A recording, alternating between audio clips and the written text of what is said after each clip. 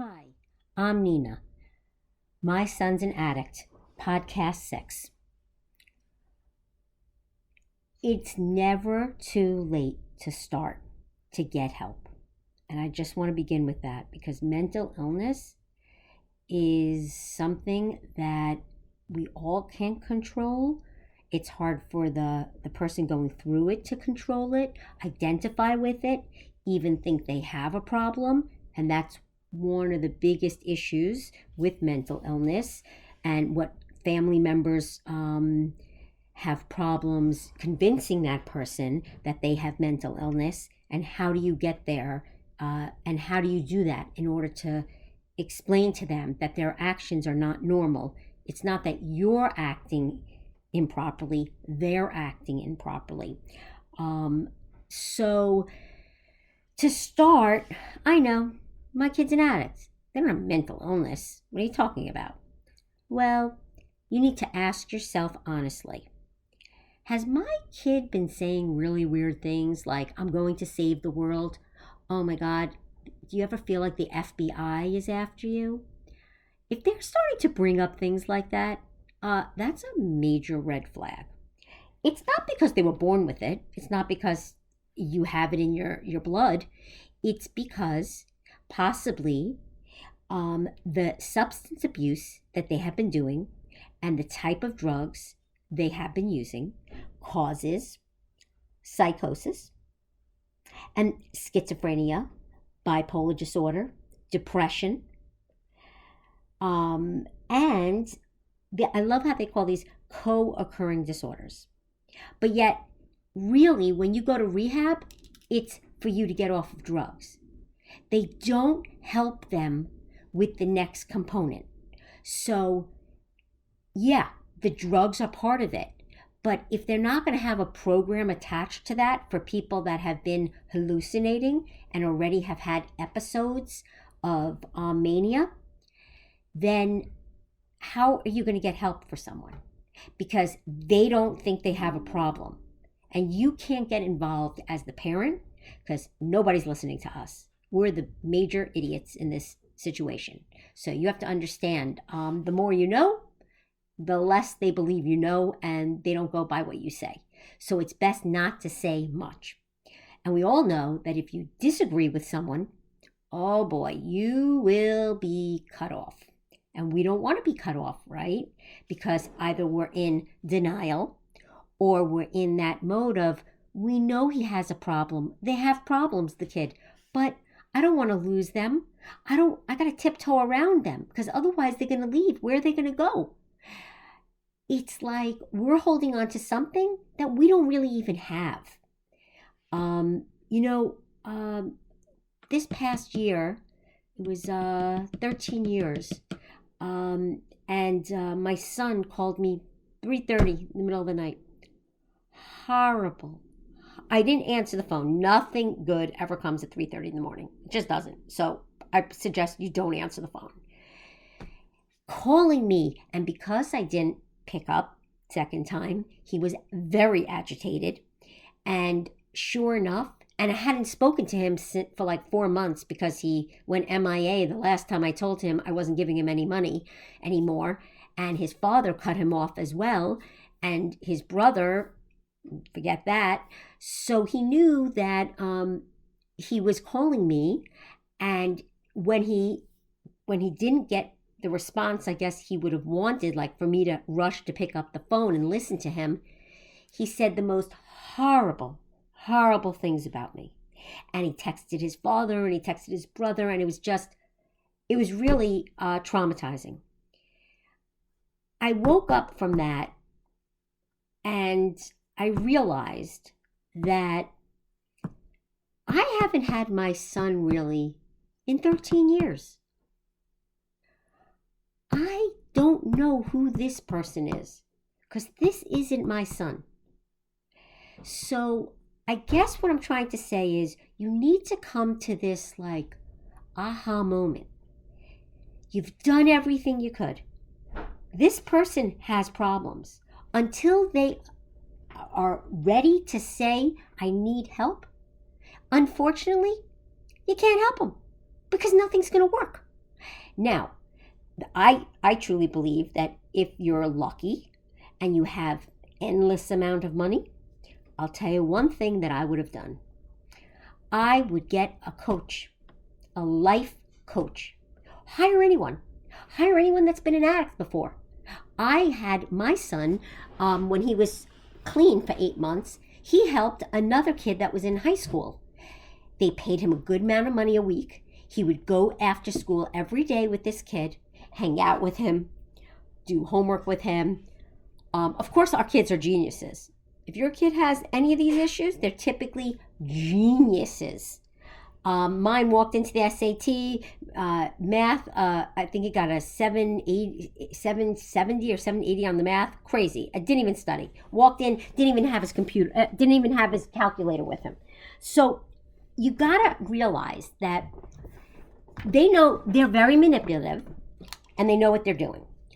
But sometimes when they're helping others, it makes them feel needed. It gives them more of a purpose than going to Starbucks and getting a job, feeling like it's a dead end job and like a loser that this is what they've resorted to. That's not going to work for them. It's different if you're in college or you're studying at night and you just need a job. I mean, those are different scenarios for working at fast food restaurants or a restaurant or wherever it's going to be. But when you are in that state of mind, it's almost like it belittles you. So that even makes them feel worse. Because they actually can't even get a job at any of those places. Because they don't know how to behave. And they don't know how to be around people. They they can't get up in the morning every morning because they're depressed. Which they don't, they will not tell you that they're depressed. But why don't you look in your kid's trunk or their back seat? I never had done that before, but when I looked in that trunk, at one time he had this job at Pizza Hut or something. I can't remember which pizza place, and he was delivering. Of course, he was smoking pot and delivering. And I looked in the back trunk. I'm like, oh my God, garbage was back there. Like it's almost like it weighs on them so much that it's even hard for them to take the item and throw it out. You ever see you go to someone's house and, you hear these stories about people living in filth and dirt and that's it. It's not because they want to. It's because they get so depressed. And I had COVID. I was terrified. I got fatigue like you can't believe. I didn't even know what fatigue meant. See, this is what it all comes down to. If you haven't experienced something, you can't understand it. So I know because I went through it. I couldn't get out of my bed. I could just imagine what someone feels like so depressed that has bipolar. When they get that depression to the point where anything they do is work. And they just can't do it. It's too heavy on them. That is scary. And I never realized what that meant. And now I do, because for 3 to 4 days, I could not do much. Getting out of bed and going to the bathroom was a big thing. So when I looked at that afterwards, I really realized, wow, I'm terrified. What if this is going to keep going? And you know what? I know people that told me 6 months, a year they had this fatigue. Imagine spending years and years with this, on and off, but years. Very difficult. And I give someone a lot of credit. Now, they can get help. They can get on antidepressants. They could get into therapy. But again, remember, they don't have a problem. They're fine. We're the problem. We don't know anything. We're psycho. Okay, so let's go back to them helping others, which is very empowering. And my son has definitely through the years helped at rehab centers after he got out of rehab. And he was a tech once, and he always got into fights, always seemed to manage that everyone was after him. He did nothing wrong, and they just don't like me. Nobody knows anything. He knows everything. He's the smartest one in the room, and he lets them know it. So that is a big problem too. Also, what I noticed is, you know, they don't like to say, they like to be quick to say bipolar. But I don't know. My son, when he was clean those 8 months, I swear, he did not look like he he really was coming out of it. Like, you need at least up to a year to really clear your mind. And when the addict clears their mind, they see things in, they're able to focus more and realize, wow, look what I've been through. Um, there's a small window there. It's a small window, but it's a window. If you could get them help during that window, I did. I got him to a psychiatrist. Um, and he would go once a week. And then I said, they called me and told me, oh, listen, it's $50 or $100. Your son never showed up. Okay. Then I tried to go with him one time and drove him. It doesn't work. Oh, I don't have a problem. I don't need the medicine. He was lucky to even be able to get the medicine, and he wouldn't take it. Why? It makes them feel funny because they're so used to the way they feel now. It's not normal for them to feel that way. Normal is how they are. Up and down, having a lot of mania. Like, if you see they're up till 4 a.m. writing a book, and then sleeping for days upon days, or reading nonstop, like a book a day, very intense into things, then there's a problem, okay? And that needs to be addressed. But again, like I said before, we are helpless as parents because they have to admit they have a problem. But there always are those little windows. And I can't explain it, but it's almost like they come out of this daze they're in. It's like a vulnerable daze. It could be 3 hours. It could be a day. I don't even think it lasts the whole day. It's a small window. But if you could get that kid during that small window to go to rehab, to get help, that's a start. Now, I know I've looked years ago for mental health facilities, and listen, you got to pay out of pocket. None of this is covered typically by insurance unless, I don't know, maybe your insurance does, and it's something to look into, at least to have a phone number and a name. I wish I had that when my kid got out of rehab because he needed to continue on. And I saw the third time he was in rehab, he was there for over 3 months. That therapist in that rehab really helped him. Every day he had, a private session 2 times a week. Then he had group sessions 4 times a week. This is what they need. And if they're not there for someone to make sure they go, they're not going to do it. So either you have to pay a life coach. What do they charge? $100 an hour? Listen, it is freaking expensive. Or you get someone that needs money, an older person that can watch over them and be their friend. I'm not sure. My son was definitely insecure.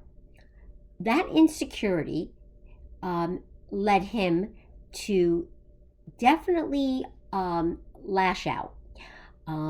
There was one time when we walked in and he decided to just go in the bathroom and shave his head. He also cut himself. There were some things that were right there, okay? Where do you go? You got this kid that you see is having major problems. They're in the middle of high school. They're geniuses. So, of course, they're in AP classes or whatever they're doing, and the teachers have to give them good grades because they're getting A's on the finals. But at the same time, you need to take this person and 1 day a week, 1 hour of therapy. Nobody's going to know your kid that way. They're so manipulative, these kids. They can get through anything and act like nothing's wrong. So that's not a solution. And that's how the problem gets worse, because it just gets worse and worse because you're fighting what's going on and you have no control over it. And you're starting to see you have no control over this. That is mental illness. When your kid comes home and starts saying, oh, I was at the grocery store and someone just do you ever feel like someone's looking around the corner or following you or things are popping out at you? Yeah, I thought he was saying that because he just didn't want to do the errands for me. No, he really thought that. I learned in National Association of Mental Illness. See if they have a program near you. One of the things I went to do was take this class they have. It's about, I don't know, 10 weeks or 12 weeks. It's an hour and a half, I believe 2 nights a week. And they teach you all the different types of mental illnesses. What schizophrenia is, what is bipolar, what is dual personality, all these different things. And then they give the drugs that they give today, the kind of therapy they have. But again, it's someone that's, they have to be able to live after this. They're getting out of rehab and they still have mental illness for whatever reasons. It could be that they just don't have the drugs haven't come out of them yet. It still needs, the body needs to recuperate. Recurrent alcohol use and drugs, they see, cause besides the health problems and disability, it's the failure to meet their major responsibilities, which is work, school, home. Well, guess what? Cha-ching! Money, money, money. And who does that cost? Oh, they'll call you for $1. Oh, they'll call you. Oh, they'll be so nice and sweet. And, oh, but I need it. And, I promise this is the last time. And yes, I applied for quite a few jobs. I just didn't get it yet. But I should get it in a week or two. Oh, but I started my job and they haven't given me my money yet. And I need to do this, that, and the other thing. Oh, I'm sick and I'm not feeling well and I really need medicine and I don't have the money for it. Yeah. And I'm not saying some of those things are true or not true. But what I am saying is that is not good, because we get in that cycle of being there every moment when they decide they need something. But when they don't need something, they're not running to you. And when it comes to family events or being together, that's not where they want to be. Because of course, they look at you and they know they can't be that. And they can't admit it though. So the only way for them to feel good about themselves is to stay away from the situation. So no one questions them. No one looks at them as if they're having a problem. And they don't feel uncomfortable because, listen, being on drugs, saying I'm going to save the world, well, obviously everyone's going to think you're crazy, okay? So, and always making a stink, always drama. And it's disruptive. It's disruptive to everybody's life in the family. But we love our kid. And the sick thing is that when they're not here, doesn't matter if you're just starting out with this or you've done it for 14, 20 years. You still know you feel like you're missing something. It's like a piece in a puzzle that it's somewhere, but it's not where it's supposed to be. And it's very sad. But the reason why you cannot bring your kid into your home after rehab is because they're still not at a safe place for them to be in your home, because they won't have to worry about themselves because you will worry about them. And they're under a roof where they're getting food and clothes, and that's very easy for them. They don't have to do things. So that's the enabling part. I don't love that word because I don't think it's fair. As parents, you're good parents, you want the best for your kid. And let's face it, if you're in your 50s, we give everything to our kids. We wanted them to have the best life, easiest life ever. Oh, they shouldn't worry. Oh, if they're upset, I'm calling the principal. How dare they? My mother never called the principal. I'm just letting you know right now. Nobody ever called the principal to say, oh, she didn't mean it. They would turn to me and yell at me, okay? So things have changed. And what happens is that now we're in a situation where we have to change it. We have to change our mindset. We have to change the way we do things. And it's not easy. And it's almost like you're doing a disservice by by not helping yourself get to that place where you could say no and realize they ask you for money and you say, no, I can't give it to you, but I have a phone number for you, and call this number and you could go get help. Always have a number on you. I don't care. Look up somewhere in your state. It's easier to have it in your state because afterwards, think about it. They'll live somewhere close enough by so that you could drive there 4 hours if you wanted to meet him someday, when as he's getting better after rehab, once they're in their halfway house. It gives them an opportunity to see you, you see them, and if that even works out that way. Most of the time, you likely won't. But I knew that I always wanted him closer, at least 2 to 3 hours, so as he started getting better, he would start his life in that area. Because 1, he already met other people there. 2, there's the halfway house where he also met other people where he could potentially get into being roommates with them, which they'll convince you to do, and again, set them up in another home and buying everything for them when in fact they're just going to walk out anyway on it. And that's the truth. I remember meeting someone that told me, I told my daughter this was it. If she wants to go back to college, she could go back. But she's going to take out loans. And if she graduates, I'm going to pay off those loans for her. I was like, oh my God. At that time, I was thinking, wow, I don't know. I mean, it's kind of harsh, don't you think? Maybe give her some slack or no way. That person was smart. That girl graduated. I followed up on that. Yep, they graduated. Now, it takes years to get to that place. I mean, I don't know, unless you're cold-hearted, because it's not easy. And it's not easy to admit that your kid has mental disorders. Now, I felt like they were diagnosing him with like a million things through the years. I don't know if he really has bipolar. I don't know if he really has schizophrenia. I don't know what he has, because I know he has major depression. That is 100% sure. But I don't know the drugs and the type of drugs and how he abused it. And then he went back to it again. Then he cleaned up and went back to it again. He even said to me that if he ever did this again, he knows that he would die. But yet he went right back. Always insecure, never confident in himself, always had to have friends around him, was happier to have friends around him. It made him feel better than to be with his family, even though I'm sure you feel the same way. I loved my son, and I still love him, and I miss him and cry every day. It's normal.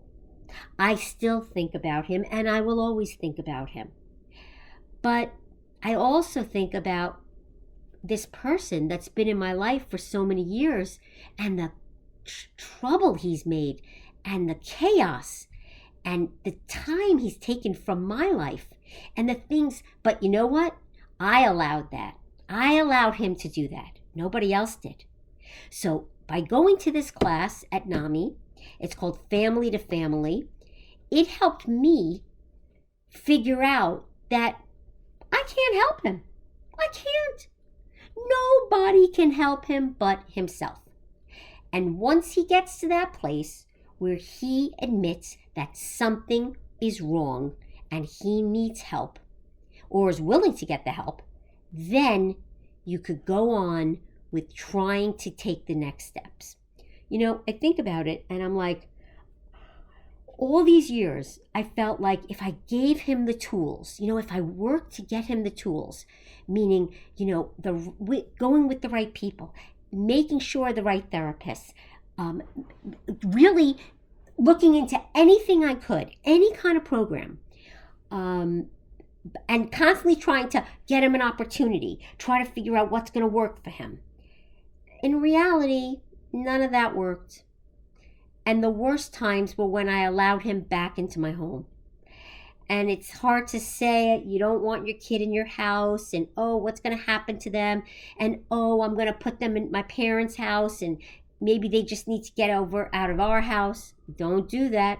They will steal those drugs from those grandparents. I've seen it, I've heard it, and then these people allowed their kid to go back to the grandparents again. And again, thinking, oh, he's going to be fine. He went to rehab. It's great. It's not a problem. Then finally they had to bring him back to his house. They didn't have to bring him anywhere. That was the big mistake. Bye-bye. Because what did I say before? 30 days typically after they have left the house, they will typically call. This is the first time around. I can't swear by the others. But the first time around, it is typically they will call and say, hi, I want to go get help, whatever it is. And you have the phone number ready. You give them a sandwich, a couple of bucks for cigarettes, and that's it. They go on a plane or you drop them off somewhere, and that's where they are for therapy and help. The other thing is with mental illness, the best way to get to that next place and help for them is really once they get clean in rehab. Now, you're probably saying, oh, my kid, please. He's not an addict. He's not drinking and smoking enough. Oh, he smokes a little pot. That's no big deal. He's just, saying crazy things and acting a little strange and won't come out of his room, and he doesn't have a job, and he doesn't go to school, and he won't talk to us, and he's always angry. Yeah, that's not good. So what do? Well, you give him an ultimatum, which we spoke about before, and you and I both know at that time he needs to leave. So he either goes to the rehab place, so that gets him out of home, even though you think that he's not on drugs. He's probably on drugs. He's probably taking drugs or drinking behind your back. And what's happening is that it affected him in some way, and his brain is not working the way it typically is, which is where the psychosis comes in, and the schizophrenia and bipolar and all the other things that could get triggered. We could all have some kind of mental illness in us, and then trauma occurs and these things come out. I'm not a doctor. I just know what I experienced, what I've seen, what I've heard, speaking to people. People used to give my name out to make other people feel like, oh, there's someone to talk to. And frankly, most people did not bring up the mental illness piece.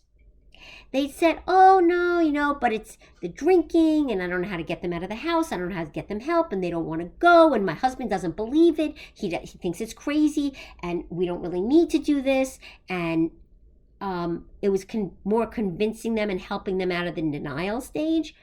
Forget about talking about mental illness. That wasn't even a topic. Now, I do believe that if they haven't been doing drugs for a certain amount of time, and I don't know what that time is, maybe once they do get clean, they start coming out of their psychosis and all these other things. But I remember my son, when he worked in one rehab center, he was the driver. He used to go pick up everyone at the airport that would fly into the rehab. And in Florida, that's like rehab center.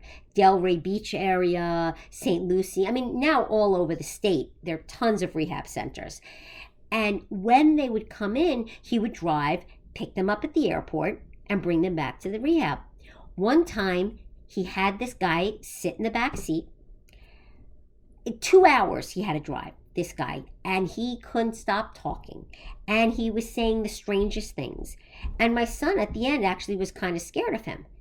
And then he calls me up on the phone, my son, and says, I just want to tell you I'm sorry, because I just listened to this guy speak for 2 hours off his rocker about I don't know what. And I'm sure I sounded like that at some time. That is what happens when they have that moment. That, ooh, wow, I was acting like that. I have a problem too. I don't want to be that person. Now, that doesn't mean they're going to go out and take, the drugs that the psychiatrist says to take, okay? Or get extra therapy. I'm just saying That's a small window. The problem is there are no types of facilities, programs. I would say programs more than anything else. So, what do a lot of people do? They send their kid to a halfway house. They bypass the rehab. My son had experienced this, and in some of his halfway houses were kids that weren't addicts but were strange. They might have had bipolar to begin with or not, but they stayed there. And again, that was back then. I don't know how much it would be today. It's probably $2,000 a month. I don't know for just the room or the board. I'm not quite sure. That's sharing rooms, but you can make deals. So don't just go in there thinking you can't make a deal. Maybe they take insurance, some of them now. I'm not quite sure.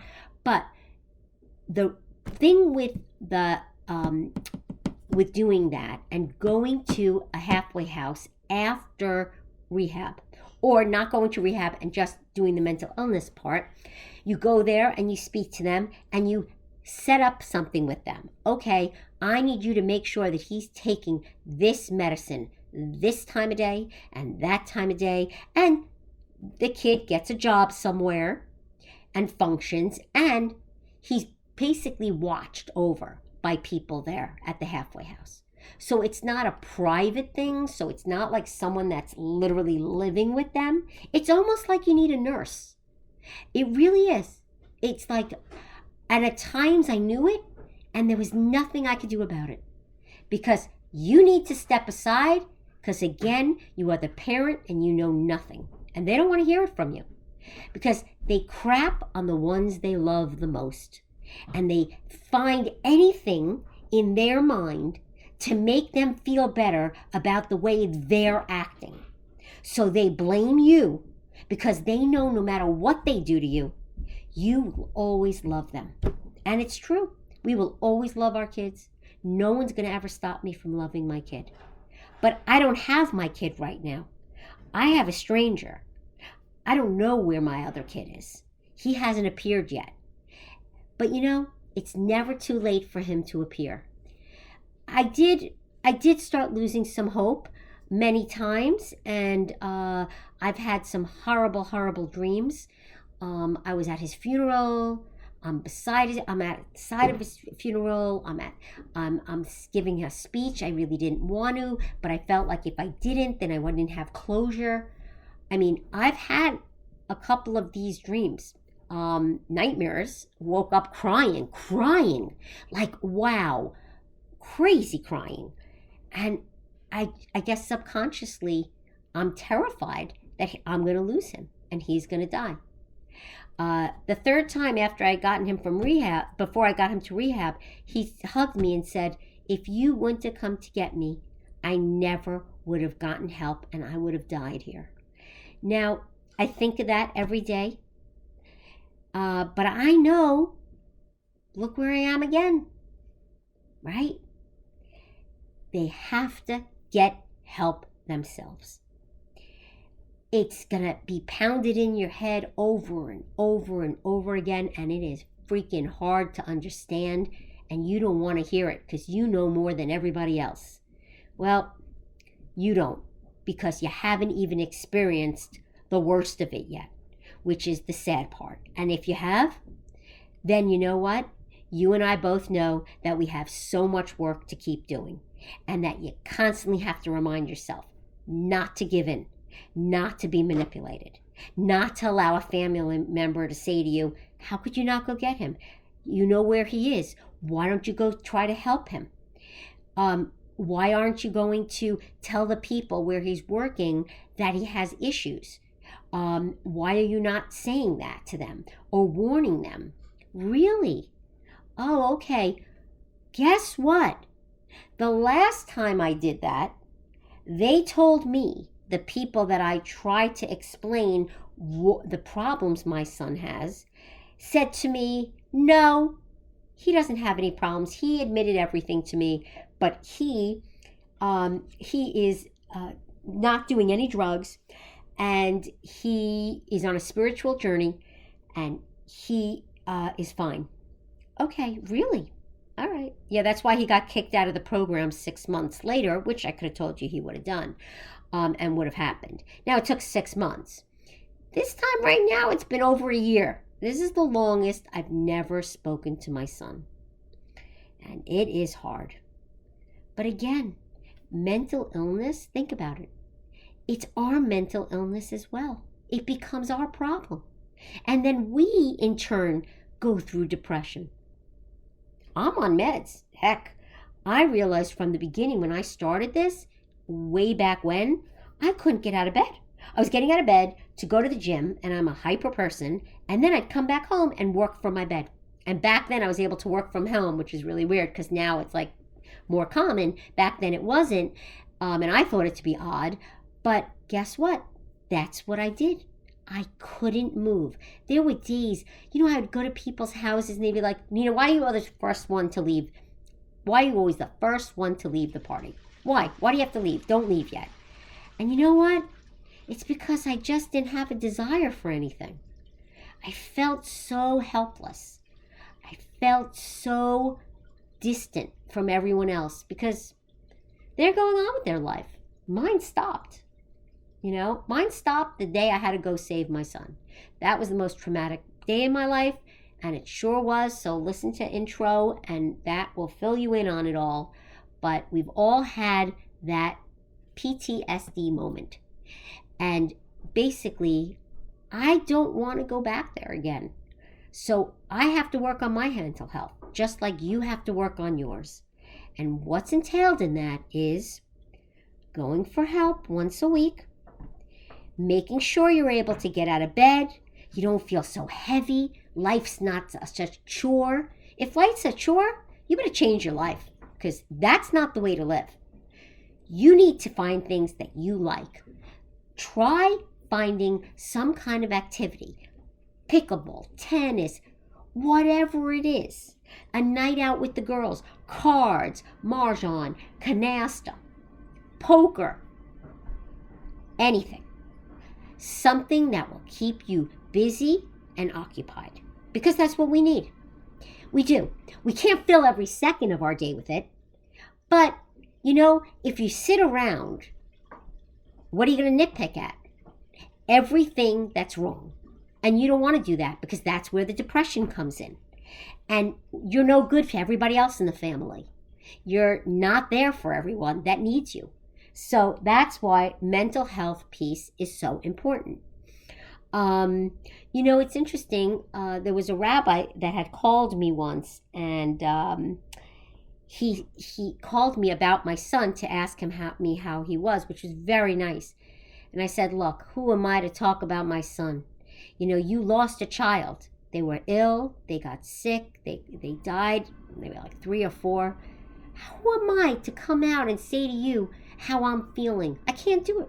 I can't talk to you about this. You know what he said? Nina, you lost your son, just like I lost my daughter.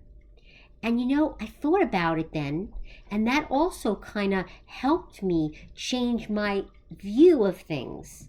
Because my son I lost a long time ago. I was just dealing with someone that was complicating my life, making me miserable, adding more stress to my life. No joy, actually taking joy from me. Anything. Whenever he was around, he took the joy out of it. It wasn't there. Now think about your own life. Think about what joy has that child brought. I mean, look, we could all look at things. You have disagreements and you have different personalities. I'm not talking about that. I'm talking about very disruptive. I'm talking about you telling them their curfew is at midnight and they're coming in at 3 o'clock every morning. They're saying, basically sticking the finger up at you and saying, get in your room. I don't really care what you say. Yeah, that is the problem. Or you already see that their sheets are wet. The kid is dripping. You could see that they're shaky. You could see they're doing, mine decided to take his wood desk, carve some kind of name in there, and light it up with a fire, with a flame. Yeah. Next thing I know, I'm smelling something burning. I'm like, oh my God, what's going on? What's going on? And he says, oh, get back in your room. Who cares? I have it under control. Nothing's happening. Oh my God, really? Well, it's hard at that particular moment to say, get out of the house. Because, again, I wasn't there yet, right? But all these things kept adding up. And that's why mental illness is so important to keep an eye on. One thing that I was told, which I think is a great thing to do, have a book, have an outline of the first time, the day, the time of the day that they said crazy things or they acted strange. Make a log. Go back to that log every time he does something. He gets in your face. You have to hide your purse in your room. He's lighting something up in the house that he shouldn't. He's going into the bathroom and spraying Axe spray or some kind of spray to see, and lighting a fire to see how long the flame could go. Those kind of things, yeah. And again, acting out. So basically, those are the things to look out for. Keep a journal of it.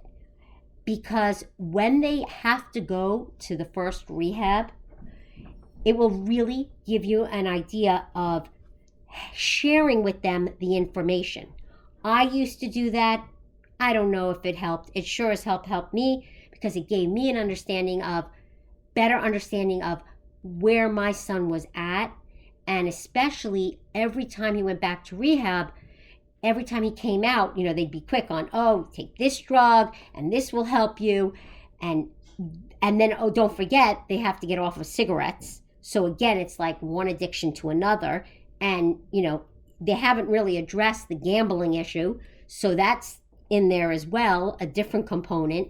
Or the eating disorder. So they get really, really thin. Then I always knew he was on street drugs. Thin, street drugs. Alcohol, heavier. And very edgy and sweaty when he was on the drugs, but very different on the alcohol. So that's something to keep track of. I found a bottle of, empty bottle of Tito's vodka in the corner of his room. Write it down. I took him to a therapist, and the doctor told me this: the name of the therapist, the date, and what they said he had. You need to keep track of these things because somewhere along the line, you're going to find someone that's going to find exactly what your kid needs. I don't know when that's going to be. And unfortunately, with mental illness, there aren't enough psychiatrists out there, therapists that are really good, that you could talk to, that don't say what you want to hear. They don't just listen as a soundboard. I will never forget the first time I went into this therapist. I didn't know who she was, but I just went to a woman. I felt like maybe I need a woman and she could relate to me. And I went in there and I said, okay, I'm getting my son out now. I get him into rehab. What's the next step? And you know what she said to me? She looked me in the eye and she said, listen, 99% of the people, they go right back into rehab 5, 6, 7, 8 times. I'm like, what? I couldn't even comprehend that then. I didn't want to comprehend it. And you don't need to either. But those are realities. And I was saying, oh no, I'm not getting to that place. That was in my mind. Oh no, that can't happen. What else can I do? The only thing you could do is help yourself. Continue with the therapy. And that kid needs to remind himself that they need help. They have to make that decision and come to terms with it. It's hard. I don't know. There's no exact space of, timing because it's a lifetime. It's a true journey. But remember, it's never too late, no matter what age they are. And I wish you all well.